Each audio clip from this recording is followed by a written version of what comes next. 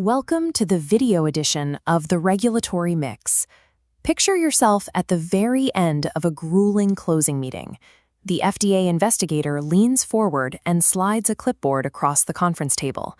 They are officially issuing an FDA Form 483, a formal list of objectionable conditions they observed during their inspection. The moment that paper changes hands, a strict clock starts.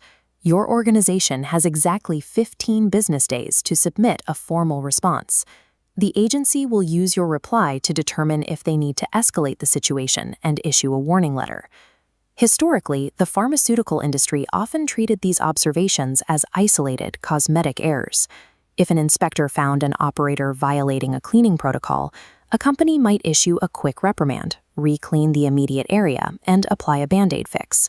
The March 2026 FDA draft guidance explicitly rejects that piecemeal approach. Regulators now demand comprehensive root cause investigations.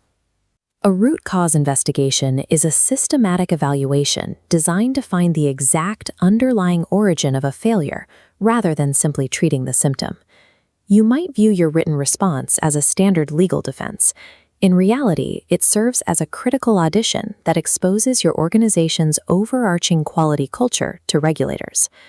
Quality culture refers to the ingrained behaviors and shared priorities a team relies on to ensure product safety over operational speed. Treating a 483 as a simple checklist of chores is a massive liability.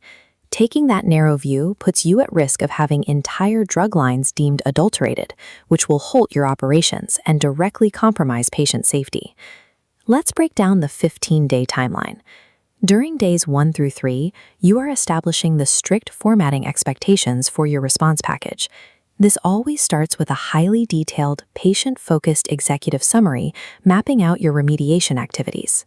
The FDA requires proof of leadership engagement. Your response must be signed by executive management, specifically the individuals who possess the actual authority to allocate budget and mobilize resources across the company. Moving into days 4 through 10, your team executes the systemic investigation. The regulatory expectation is that you look far beyond the immediate citation listed on the form. This diagram represents the scope of a localized observation, like a single improperly cleaned machine. But the investigation cannot stop there. The FDA expects you to expand the scope, tracking that deficient protocol to every related machine and every drug batch that touched those surfaces. You are then required to conduct a formal, patient and product-focused risk assessment. This assessment determines if any distributed drugs that are still within their expiration dates have been compromised by the systemic failure. You must heavily guard against bias during this root cause analysis. Designing a testing protocol that only supports your cheapest, most convenient hypothesis will be flagged and rejected by the FDA. You also have to audit your own quality unit. The investigation must answer exactly why your internal controls and personnel failed to catch the issue long before the federal inspector arrived. A flawless investigation proves to the FDA that your company is proactively hunting for systemic vulnerabilities, rather than waiting to react to an external citation. As we hit days 11 through 14, those root cause findings must be translated into a formal CAPA plan.